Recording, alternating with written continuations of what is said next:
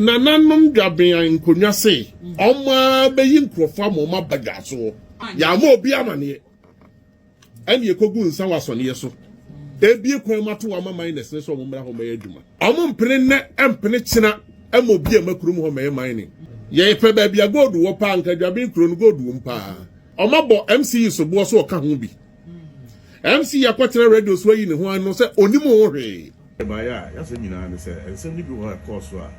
say you cry, yeah. I say, me, I no cry, no credit through the young woman, no, some no be any why I am cry. Tinny by say, so my acquaintance, you may become a lawyer for a trauma, and a woman, you know, say, a dean,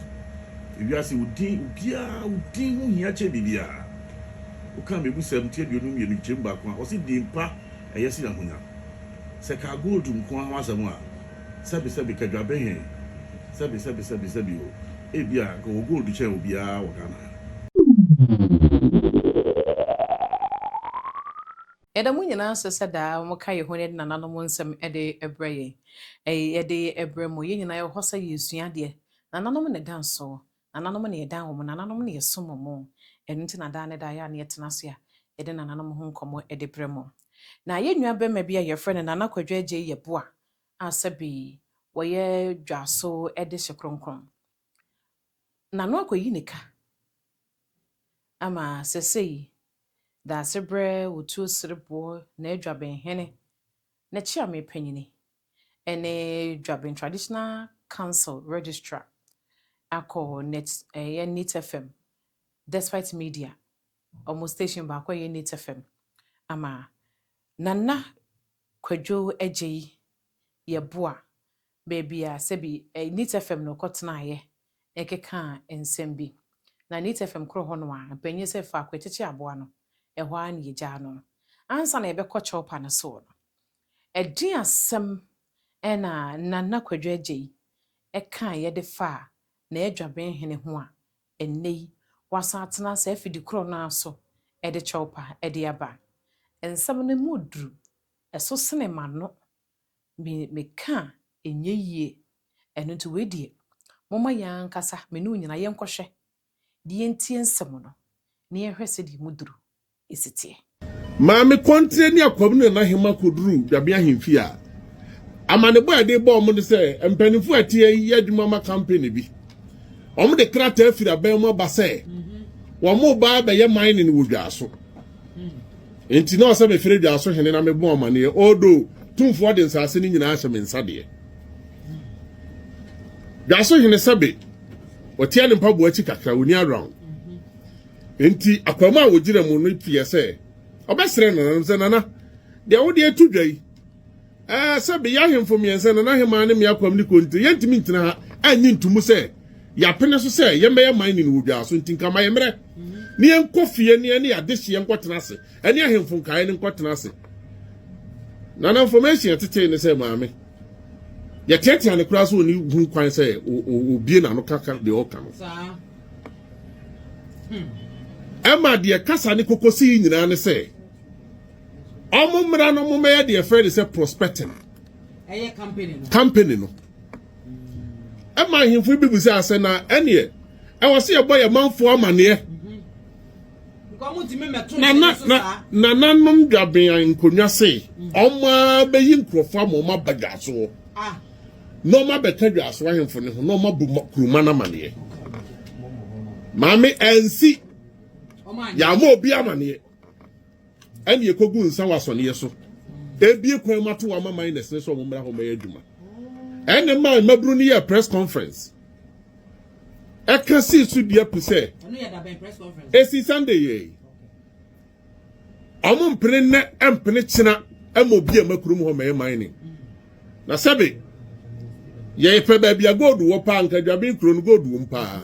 ti ehu de enti anana besan ho badwa so se eho na obi mra metu mining maame enkomodidi akoso no omabo MC so bo so oka ho bi MC yakwatere radio so yi ne ho ano se onimu ho hwe emabru ni bia confront na nahema ni kontire ni akwam na maami wo mo so so mu nim ho hwe no mo de do mo nim an se ye fra mo ko dwaben ne ko bo mo ma ne ye se mining company bi ba ho abaye adwuma Maame, asam ni tire ni na yina ne say. Sikatua bi akoso a ye no bi yate. Maame me ye de se konkron wasante atimdwa so. Na campaign across wedding komama yanso yate nkomodi akoso ni bi. Say even prospecting on so mobile be no. Omu kotua 500,000 Ghana cedi odwabia himfie. Wow. Ama omu tua sika ni wiye no. Omu di nwan miensa snap boxes miensa ne gu so. 500,000 say yesha. Eno ye, ese na charge omu say sika no say omu be prospecting. Is omu metu. Maame, ehe fa no wo si akwa prospecting e wi adan ani akwa oman mu da. Oman ye tu gold dudu oman mu nyina prospecting licenses ne kuto omo. Enti wo prospecting wo si gold no obeja ne ho. Ena maame mabunu na sorry. Sasa be nana no muma kwa kwaji musika. Yade ya mpene mo munya adwuma no. Ene mo mo accuse kontre ne akwamni na na hema. Sade yate ne se makwa kwaji sika. Tini mama kwanse maame no. Na no muso mu aye omde bae ne se omuni mu me pese nkenne. Wo ba fira kwamu wo fidie so. Na kwa adu a mabunu ne bo a na mete ha me bo ne bie no. O meyi ne ho ano se 500,000 Ghana cedi ne kopi odwabia yefie no. Sai na abedi ne ho. Ese mabunu su se wono age ne hye. Yes, wone na hema ani kontre nyina sa na mabunu ne ka. Se so omu nso nyi bia. Omu ntimi ni animu fa nkrofo madwa so because they are not mama dey tie ne say. Abra delegate free da bin bedru ye no. Omu ko nananom wa ifie ko fa nananom tena aka mu de omu ko asone ye so. Omu ka ho bi no ngogu nsa no. Mu apiafo. But then saguo ni de omu ekopi obi di adanse ye say enye de aso ahemfu ni regu ye. Dabenfo ne begu ensa ni bi ekwan mu. Then so the mabunu ne kan say maame se sika no nananom nim hu bia eye den na enti omuso timidi akire ekogina ho hwese yemu nsa because someone nim ho hwea kadabi beduru ye no na wasori aka ne pay say oman mai de akoso oni me na me nsanim na me dabe nti ase se de oye no support anam po mo ba ya on be fa mo no won penti we se menkọ na we die watena ka mu die a na se wunim hu bi ena ese omo nso se omo nim hu bi enti maame mani baje my hwene ne number de amount yam frɛ no no anka ne post na wonim e wo say signa maame let me sit here and say this yanum bi say yantimi am fight galamse amaga na nyina mimi kuro dwa so de ye de yankwa bi da so mo man no do so ye be ma wasi ni bu no mreku mo so be galamse maame me se mi kuro dwa so de ensam no ne yakwa akotie di aba no na se je se prospecting ho ka asabi so bua de boda se bre eno no na eno achire no ena mpanyi ti nsam wie na ano odin sabi waye ne ye kan ye mfa ho na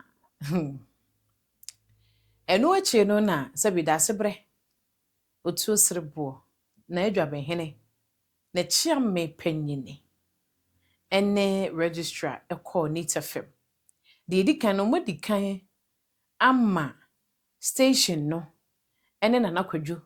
krata dada sabi yasama omo a omo begina emranimu esanse se de na nakwadwo si kan nsem no yesa se owo ahotoso wa adanse a sabi se duru de adimpo a obetime gina de adi adanse edin sa ye ohoi eya enu nti ho krata ana de etoso bio no so wapacho na wapacho wawie no so eye sabi da sabi achia me kan sembi de twa to wo se ensa wo ma wo nsem ye din a yebu mu ma wo ana de etoso bio no so no amane ye kwan so no ewo mu se na nakwadwaje etena NITFM so ene wo kan ye asa de mpanyi se fa kwetete abo no ho ana ija no endintu wakan wi a asa de bi nananom nsem no ente saa jese sabi wo fa amane kwan so na wo ba ahenimu de edi kan no kasa na nakwadwo kan ye no wo kan no odwasodin mu wo kan no odwasodin mu de a na kyerɛ sɛ dwaso hene dwaso atena nkonwa ɛna sɛ bi wɔso wɔn ka ne ho ɛna Nana Kwadwo nso sɛ bi n'abusua panyini wɔn yɛ hwehwɛ na yɛhwɛ ne firi ne so wɔ n'abusua panyini na wɔn nyinaa ka ne ho Baya, yasa nyinaa ne sɛ nsɛm ni bi wɔ ha kɔɔ so a sɛ yɛ nokora yɛn asɛm bi a yɛ nokora no nokora deɛ ɛturu do na mmom no nsɛm no biara ni hɔ a yɛ nokora nti ne yɛbaeɛ sɛ sɛ woma yɛkwanya a yɛmedi ka ma lɔyafoɔ atwerɛ mo ɛne wɔ mu nyinaa sɛ ɛdin ewiase wo din biara wo din ho hia kyɛ biribiara woka mebusɛm tie aduonu mmienu nkyɛm baako a ɔse din pa ɛyɛ si ahonya sɛ ka gold nko ho asɛm a sɛbi kadwabe hɛn sɛbi o ebia ka wo gold kyɛ obiara wɔ Ghana nanso so sɛbi ɔno ne din no ehia no ɛno na ɔde atete nyinaa so no etimi deɛ meka kosi ade sɛ dase brɛ wadaroma sɛ ne awie sɛ obi timi nka ka kyerɛ wa anaasɛ sɛ wotie me mira ɛnɛ ne registrar yɛgyina dwabeman anaasɛ dwabe paramancy the traditional council a wo na ɔyɛ president na mu na yɛwɔ studio ha sɛ de nsɛm na ɛkɔɔ so no a anyɛ nananom dɛ no yɛbaa bɛgyina mu na wokyerɛ me pani sɛbi madama bɛgyina mu na yɛahwɛ yɛde deɛ daato ama Ghana man ɔnkɔla a yɛsua deɛ wɔ yɛkyi ɛne mpanimfoɔ a wɔ Ghana ha nyinaa ne nnipa nyinaa ahu sɛbi o bebree nim nea wayɛ nanso so di sɛ yɛ deɛ ɛyɛ so na wɔ sɛ baabi yɛde to na abranteɛ no sisi ayɛ no so obi a ɔnka ansa na yɛaka yɛ sɛ dase bre tro srebo ɛne na nanom a kyenkonwa ɛwɔ Dwaben Traditional Council. Father, can we read for this opportunity or the amame and area say offer and commodity because ɛwɔ afidie so ha yɛ menye SMS akomachi akoka ho nsɛm sɛdeɛ after encounter no yɛ ne mpanimfo bebree didi nkɔmmɔ ɔfa obi wɔ no bukura na for many years maintaining nka fafo na frɛ me ɛne makasa ne mpanimfo ahemfo ahodoɔ a yɛne ɔmo didi nkɔmmɔ na ɔfa didi kan ma me nkɔ ne sei mɛsrɛ registrar sɛ ɛnsi ne so na NC Nana Otuosrebo chairman so na enko na ho se baabi a yekasa ya amechi ayi bia nana onfa nche enye ne bon eso na sebe panifo kura se hu wasem ka onyambe wonka bi ma toda amrantie no ensem ni bi wonu ma yeti a ene the kind of pressure na edi akiri ene de na ekoso esori wodwa aso nti ema ye no be sorry see e be defend empo asante na in the course of defense the politics kakra be real ema aginsem yesere na ani die mu ba bia no fomti ana na bia no na mfanche na on consider ne se ne nana ne ba na eja ne na egu ni na so se de wonu a wonim no yesere no cham adaroma se de mo amode hye Kwadwo agye ye bo ayese se wanka ne ye adwunso afa na fruits oya kwala ti ye ma yura so nti ye fanfa so na yura so nti se la to emu eden pa o ma ne kotu dwuma ayemre na ode e ma yura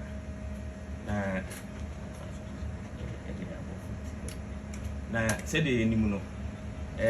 la to ne yura dia ya abofo a yura asoma yen ebe ma yura asomate na ekira simbi a oho bia no ama ye yura ono ane nana no aso ate se ye yura ebeka bia no na etumu ana mo de fio ye na pieje yamfa me nko nana wadaroma yamfa me nko dakabre asam no ne ka no aye den kakra danso yemfa mo so ahwa na edebo se na registrar aka no registrar obae if be go twini adwuma wa be no dwabe obuso ye na television account nti an account yura na asam nyina efa fa nananom nyinaa ho deɛ nanso ɔno ɔte adwam na me nso so deɛ meyɛ ne yere nti sɛbe me ne no bɛpa akɔkasa na mahwɛ mate nanso mentumi mma ho mmuayɛ sɛ sɛnea ɔbɛgye no mɛtumi ne no akasa na mmom sɛnea ɔbɛdecide deɛ mentumi nka na mmom no sɛ aberanteɛ no ɔno ara bɛhu na wayɛ deɛ ɔsɛ ɔyɛ a ɛfiri sɛ mɛkyerɛ no ɛno deɛ ɛyɛ me m'adwuma ɛno no sɛ mɛkyerɛ no nea ɔsɛ ɔyɛ na ama obi a ɛwura nso so ne nsɛm akɔyɛ mmerɛ sɛ wɔsɛ wo nsɛm ɔden a ɛna ɛbu mu na nneɛma no bi wɔ hɔ a ɛyɛ kakra lakabɛ me bɛdi akonnwa koraa 18 years so na sɛbe school so yɛakɔ yɛ anim sɛ woka koraa na wofrɛfrɛ ɛyini adeade yɛakokɔ school no bebree bafie nyansa no ɛno ne adeɛ a yɛde yɛ biribiara so sɛbe yɛakɔ yɛ anim paa sɛbe president of Chamber of Commerce Ghana and the whole of Africa 54 countries sisi akora me no ka sɛ the president general ɛma West Africa Nobles Forum yes and the other things are continental free trade between akasa many nipa jam so technical you know a back and say that's you know and every boy wants for me awesome santimai awesome so now to say we be akonnwa no say 26 years yeah and it's what the 80 years years we 54 years if 80 years more so we be akonnwa na niema nyame dia fa no so aye no iti sebe sɛ kanya asɛm kora we kranka yɛmfa nya asɛm bia go niema a wayɛ no ɛso sɛ ne na so hwɛ sɛ da ne yɛ ka no me no di nkɔmɔ wɔ kyerɛ na me ka kyerɛ sɛ to da bia pimples si wa obi kura timi ka sɛ bombo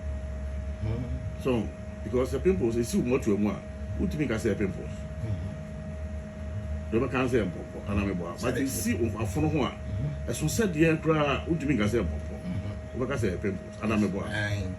it be also it be so ko si ba bi no so utimi hu we oba wo yɛ ba mo utimi si ba bi ama wa utimi sa de yɛ ya ɛno kura so utimi ka sɛ pimples ana me boa sanity na bra yɛ wo mu no ɛne sɛm ɛ course no ɛne sɛ ne nipa ɛfa prospecting ɛne nipa fa galamsey ɛne sɛ ne a ɔmo ka asɛm no fa no ifa ɛna emu ɔya kakra takɔbɛ me de asɛm no waka mate ne wɔ sɛ meyɛ as sɛbe da sebrɛ de yere anasɛ de chairman ne mu kyeremu kakra bi a me ka ne sɛ in 1982-1983 chairman na me kɔ secondary school yɛyɛ pɛso ɛkɔ secondary school dwabe hene wapaacho awie de ne nso so so ɔkɔ ahenimu kasa wɔkae no kasa de ma dwaso ɛno nti wɔkɔ no dwaso hene ɛne dwaso atena nkonya bɛka no ho na wɔn nso akɔkɔyi ano so ɔmo na sɛbi de ɛkɔɔso no ɔmo na ɛka ho asɛm de kyerɛ sɛbi ɛyɛ nana kwadwu anaasɛ sɛbi wɔn ana bɔ ne tirimu na owie nso so a nsɛm ɔkyerɛkyerɛ mu no nsa adaka mmiɛnsa hyenapa adaka mmiɛnsa na odwan wotua dua mmiɛnsa odwampo wotua dua mmiɛnsa sika ɛka ho no na kyerɛ sɛ wɔwɔ ho evidence na ɛno nso so yɛbusa no baabi wɔte ho firiyɛ na sɛ asɛm no ɛnyɛ asɛm toa yɛbɛdi akyire da yɛbɛtɔ fam biara no daa yɛ na meka me sɛ wɔn a mɛsɛ yɛbɛdi social media akyi o ɔmo mbɛdi social media akyi anya amane ɔmo dɔso ɔmo mbɛdi akyire ama ɔmo afam atwerɛ ɔmo nkwa no so ɔmo so dɔso medin ɛde maame Fozia otwe dɛ mpo Nyankopɔn yɛ adoma yɛbɛhyia